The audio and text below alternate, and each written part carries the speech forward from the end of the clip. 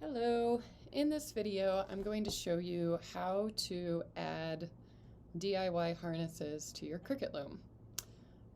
So just to start with a little bit of vocabulary, I will call this side the back of the loom and this side over here the front of the loom. So the front of the loom is actually where you're going to be starting to weave. These here are the leaf sticks we inserted during the warping to make sure that the order is maintained. So as we're adding the frames, we're going to add them in front of the leaf sticks. So let's start adding them. To add them, I have a few different materials. I have 4 different bamboo skewers for our 4 frames. I have tape, which I'm going to use to secure the frames. And just for clarity, I have 4 different colors of yarn here that I'm going to use so that each frame has a different color. So I'm actually going to add my frames from 4 to 1, 4 being the furthest away from me and 1 being the closest to me. So to do that, I'm actually going to start by just selecting every 4th yarn. And so I go from left to right here, and I can count along here where my leaf sticks are. Those leaf sticks are a little bit funky, so let me do this. So here I have 1, 2, 3, 4. Then I'll count the next set. 1, 2, 3, 4. 1, 2, 3, 4. 1, 2, 3, 4. 1, 2, 3, and 4. And as you do this more, you just get a little bit faster at it. 1, 2, 3, 4. 1, 2, 3. If there's ever a place where you're not sure what the order is, you can always sort of pull it apart here at the leaf sticks and make sure that they're not crossed and that you know what the order is. So that one is 4. 1, 2, 3, 4. Okay, so now I have every 4th yarn picked out on my bamboo stick. I'm going to move the leaf sticks to the back so they're not in the way. And what I'm actually going to do is insert a little cardboard piece here to just keep them separate. So I'll insert it under the bamboo skewer and then I'll lift it up, which will make it a little bit easier to select these yarns.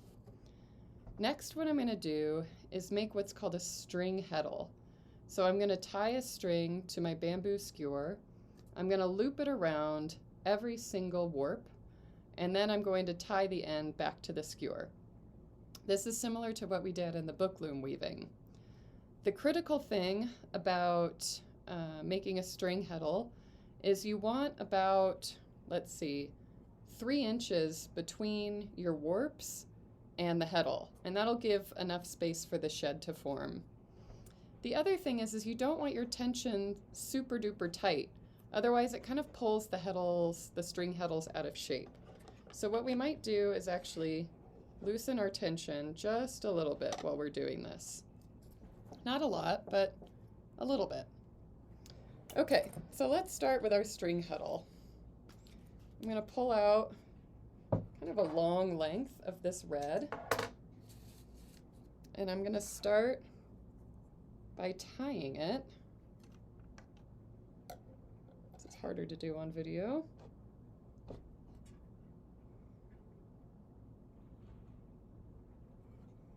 Tying a knot to start around the side. Okay, so here we go. So I have a knot here. Okay, so going from left to right, I pick up the first warp, I hook my string under it, and I pull it through, and then I lift it over the top of my string heddle. Now, while maintaining constant length and tension, I'm going to keep doing the same thing all the way across. So I come here, loop under. So I'm just making sure as I'm doing this that I'm lifting each warp yarn approximately the same amount. And this will be important when we start to weave, and we want to make sure they're all lifted at the same rate. And then I adjust them as I go. Under, over. See if I can. Here's our next one. I reach my finger under, grab my string harness, lift it up, and continue.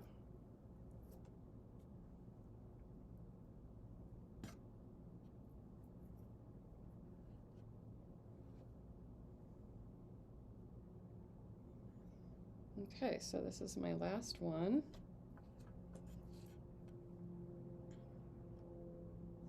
I'm going to come here and even out all of my strings so they're about the same length. And then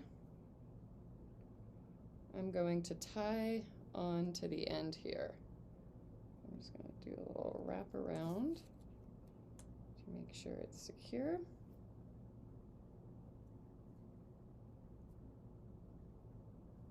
And then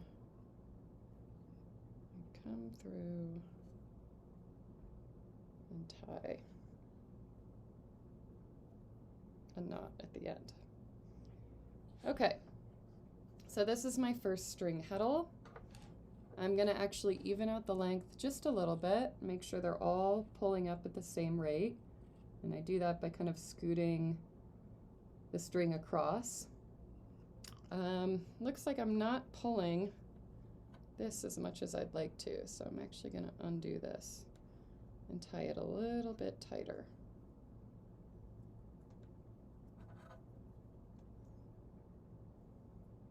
This maybe is one of the trickier parts, is making sure you get this last warp tied up nicely.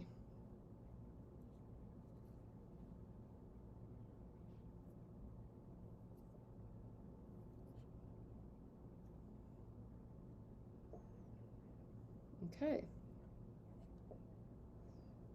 I'm going to even them out again. And then when I'm done evening them out,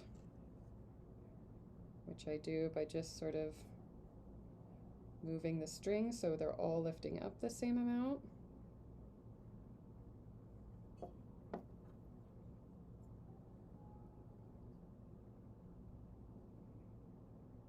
then I'm going to take my piece of tape, take off a long length,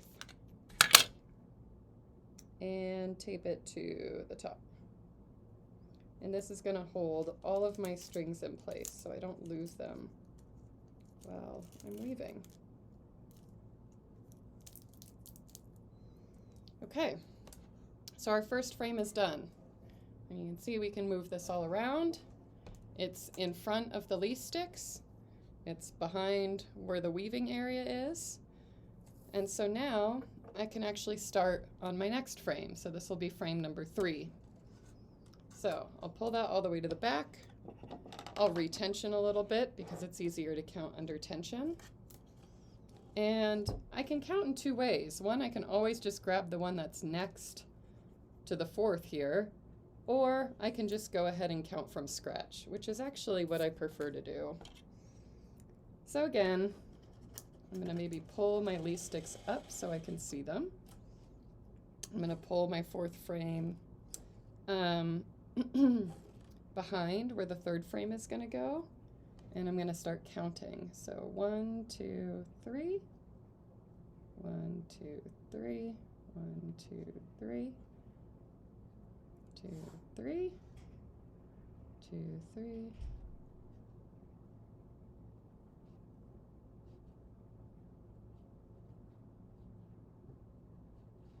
There we go. Okay, so now I have my third frame ready to go. I'm going to lift this up, loosen the tension a little bit, lift this up, move my leaf sticks back so I have a little bit of free space. I'm going to insert my guide here, and I'm going to lift it up so I can catch the yarns I need to catch more easily. Then I'm going to, let's do a new color. So I'll make this next one yellow. And this has to be a little bit long, but if you do end up having it too short, you can just tie it to another one. But since you're leaving about 3 inches, it does have to stay a little bit long.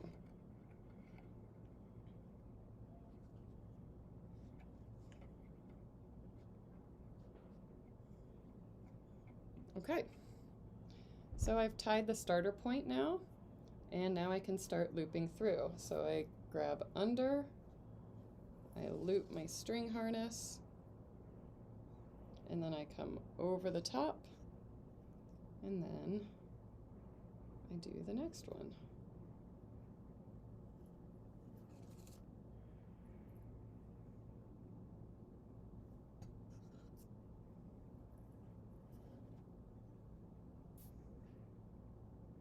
One thing to keep in mind here is just a reminder that my 4th frame is behind my 3rd frame.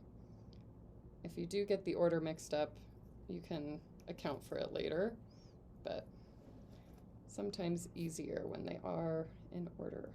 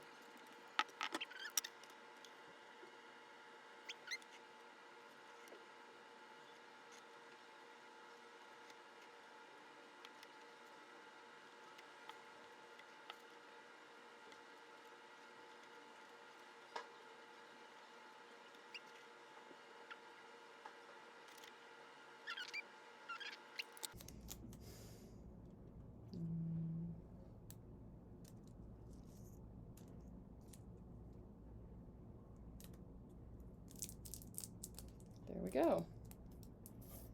So now I have all 4 frames, and I can start weaving. So when I start weaving, I'm going to tighten the tension a little bit, but I don't want to tighten it so much that I'm not going to be able to pull up any of the yarns. So you want it a little bit springy, but not loose and not too tight. So I think springy is kind of the magical word. And then for the sake of emphasizing the pattern that's going to emerge, I'm going to use this big ribbon yarn here. Okay? So let's say I'm going to do a balanced twill where I have to select frames 1 and 2, then 2 and 3, then 3 and 4. So the first thing I'm going to do is select frames 1 and 2. I'm holding them together. I lift them both up together, and then I'm going to take my little shed stick here and insert it under the ones I've lifted. When I take the shed stick down, I can kind of verify the pattern by looking at it here, that every 2 neighboring yarns is selected. I lift it up, insert my weft, and then I can use the shed stick also to beat it. And I beat it onto the cloth. Now I'm going to select frames 2 and 3. When I select them, I also kind of move them to the middle, because if you can think of this loom as being like a triangle, you want to have legs on both the triangle that can lift up so you can open a shed. So you can see our shed opening a little bit there. So our shed opens, we insert our stick here, and you kind of do it a little bit by feel, because you're going to feel that some of the threads are lifted and other ones aren't. So you're going to try to find the ones that are under tension. So I'm going to lift up again. That one's under tension, that one's under tension, and I come through like this. There's a bit of a problem here, and that it selected 3, but I'm going to figure that one out later. Okay, then I open my shed. This one too, maybe I didn't do that right. A few errors are normal when you're learning. Okay, now I'm going to select 3 and 4. These are going to be the hardest ones to select because they're the furthest back, and they're going to be interfered with a little bit by these front 2 sheds. So one thing you can do is actually lift them up. You can use your hand to kind of figure out what is being lifted back here. You can even stick your shed stick back here for now and lift it up, and that'll actually show you the shed in the front. Right? So if, even though my shed is being made between the frames, I'm still able to use it. Okay, then I insert this through. And I come down and beat. Now I have to do 4 and 1. So I lift up on 4 and 1.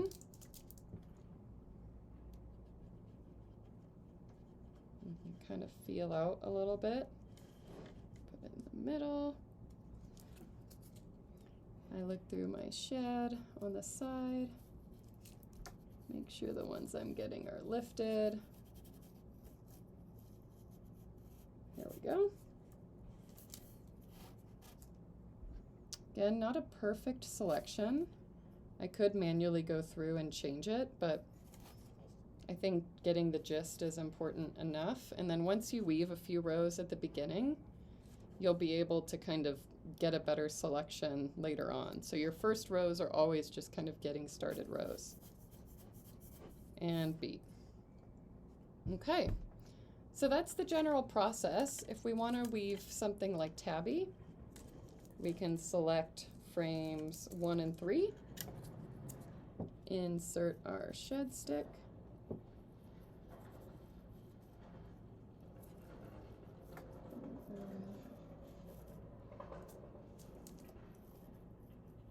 there we go. Weave it through, beat it down. It's usually good to weave a few rows of tabby when you start, because it'll actually help spread out the yarns and maintain the order. So let's do our next one. I'm actually gonna select it back here.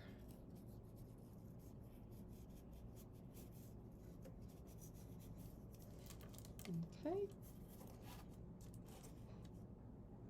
And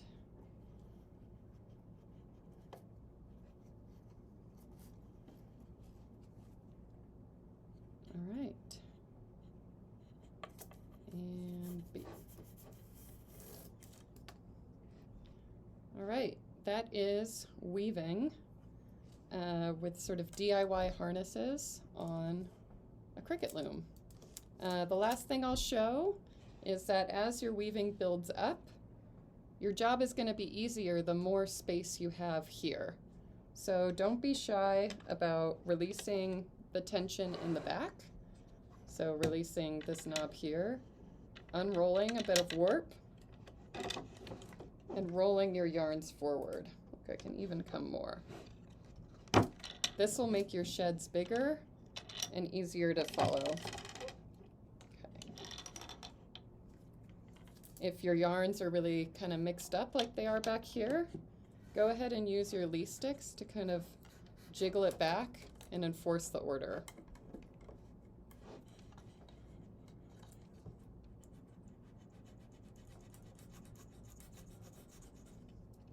Now, I have a much wider and easier shed to work with.